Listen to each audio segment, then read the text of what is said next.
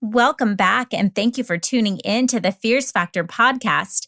I'm your host, Kaylee Lindholm, and you are tuning into a very special Fierce Factor Encore episode. I've pulled out a few of my very favorite interviews with fierce women in aesthetics who create, inspire, and disrupt the status quo. I hope you enjoy this powerful discussion as much as I did. Without further ado, here's your power-packed episode spotlighting fierce women in aesthetics.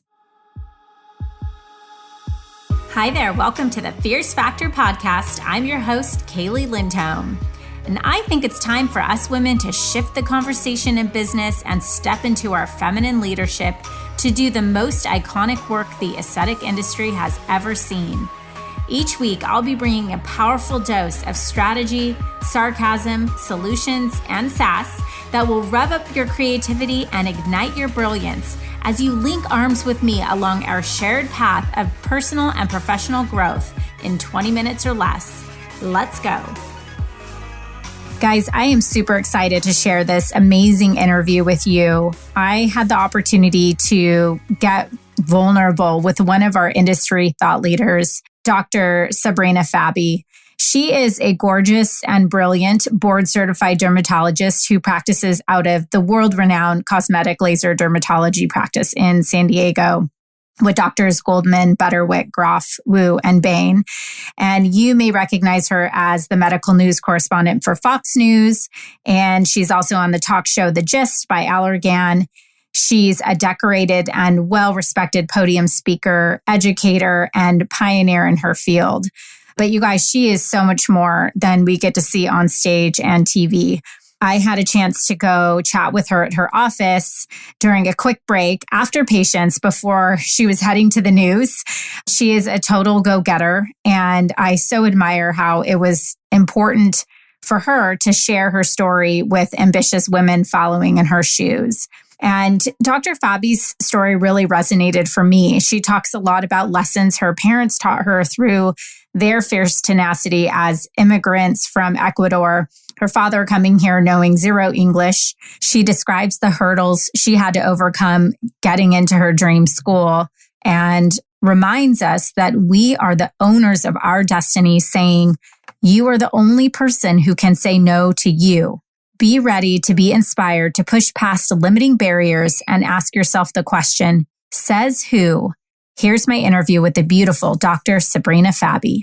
So I'm here today with Dr. Sabrina Fabi in beautiful La Jolla, California, international speaker, trainer, mentor, medical correspondent. In fact, Dr. Fabi is squeezing this podcast interview in we have her for 15 minutes before she has to go on the news. And I don't think the news is going to wait for us. So thank you so much for being here with me today. Thank you for having me. I already gave a bit of an intro into all of your amazing accolades. I had to bring this because I literally ran out of printer paper today, printing up your CV. I was just trying to make sure, I got all the details of, all the background about Dr. Fabi and who she is and what she's done. And you guys, for those of you who are listening, I'm holding a 1/2-inch thick, double-sided document of her CV I know it's published that she has written over 100 or co-authored over 100 articles, but this looks like 1 million. So my point, Dr. Fabi, I'm so honored to be here. And you're so well known for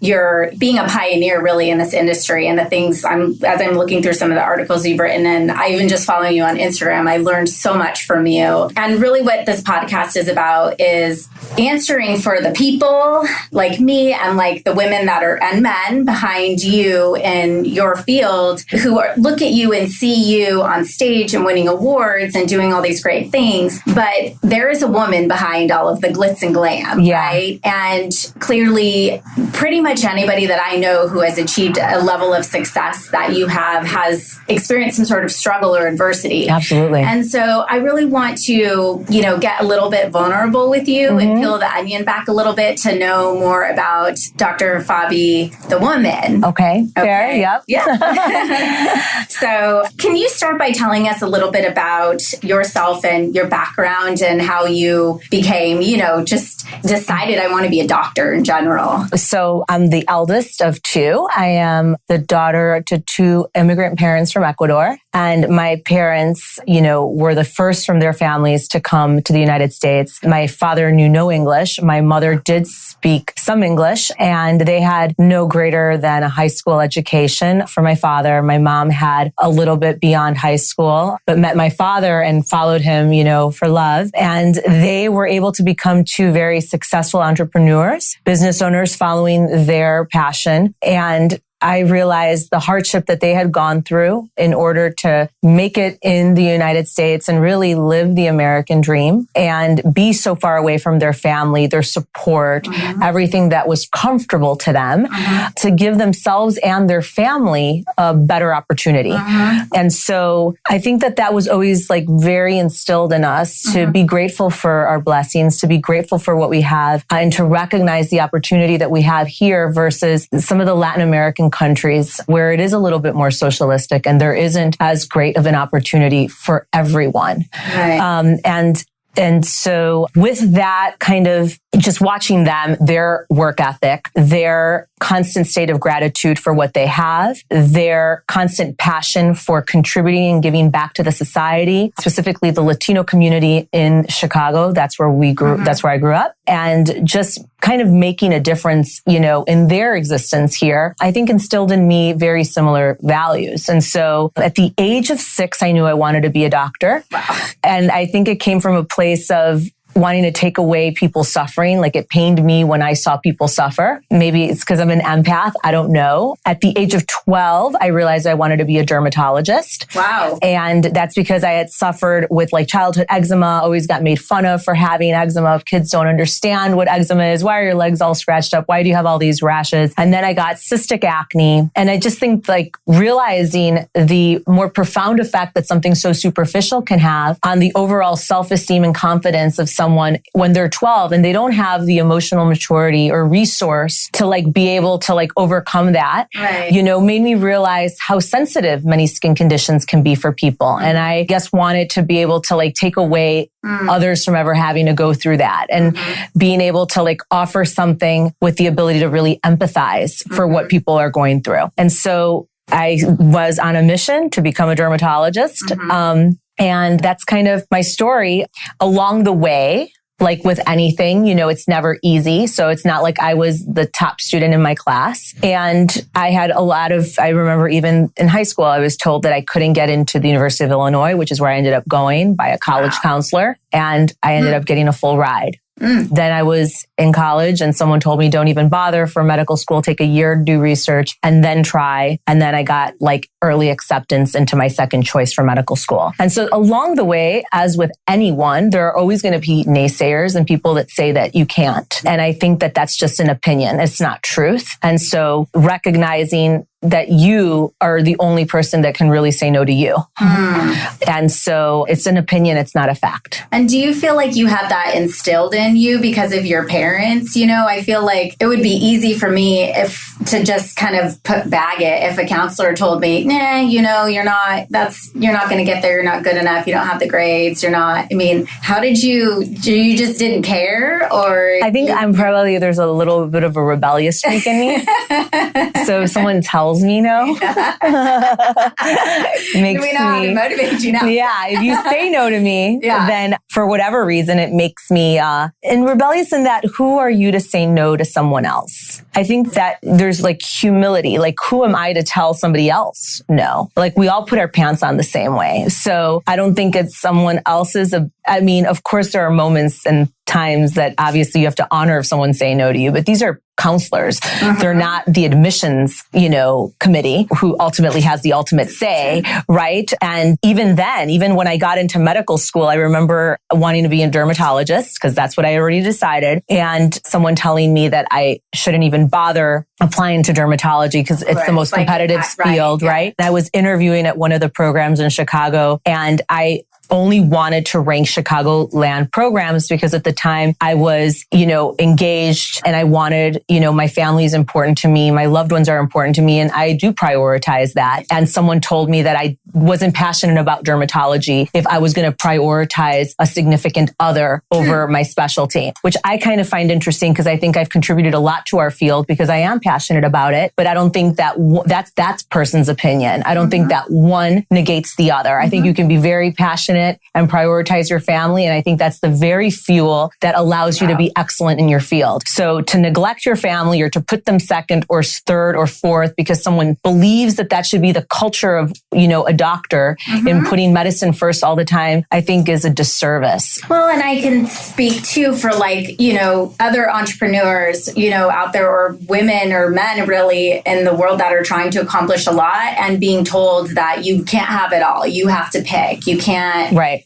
And it's like, well, really? Says who? Why is that? That becomes a limiting belief that just society has put on us, Yeah. So I think the biggest piece of advice is always ask, says who? Yeah. Who is this person to say that to me? Right. Yeah. And so needless to say, I ranked that program last. I matched into my second choice for dermatology and I was very happy and I was able to still, live and be with my significant other, so you can have it all.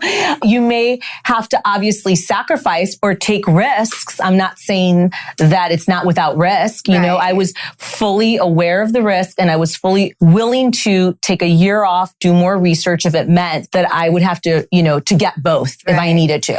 And do you think there were advantages or disadvantages to being a female in your field? I think that I've never really looked at, well, he's a male, he gets this and I'm a female and that's the reason I don't get this.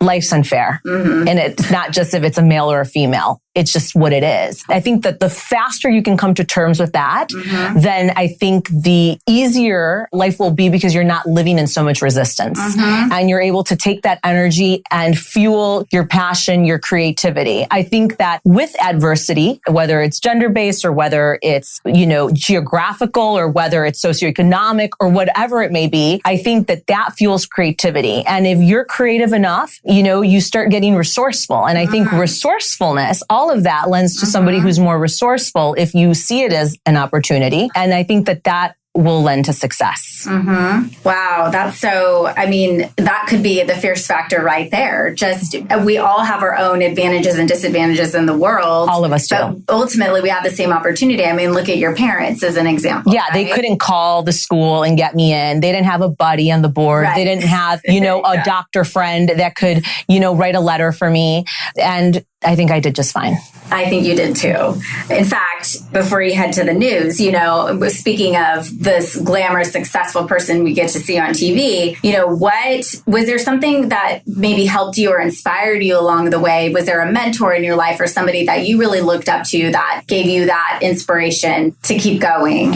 I think who you surround yourself with makes a huge difference. I have been blessed to be a part of one of the best practices, I think, in the United States. And part of it was, by luck. Part of it obviously is hard work, but I chose to again leave my family, drag my significant other at the time across the country. And he was not happy about that, because I was on a mission to come to San Diego to do a fellowship at the practice that I presently work at, Cosmetic Laser Dermatology, because it was one of the few at the time. There were only, I want to say 3 or 4 top aesthetic dermatology fellowships at the time. Today in 2020, there are over 25. At the time, there were 4 positions and I wanted to be here. There's over, 50 lasers and devices. They do lipo. We do injectables. There was a lot of research. Right.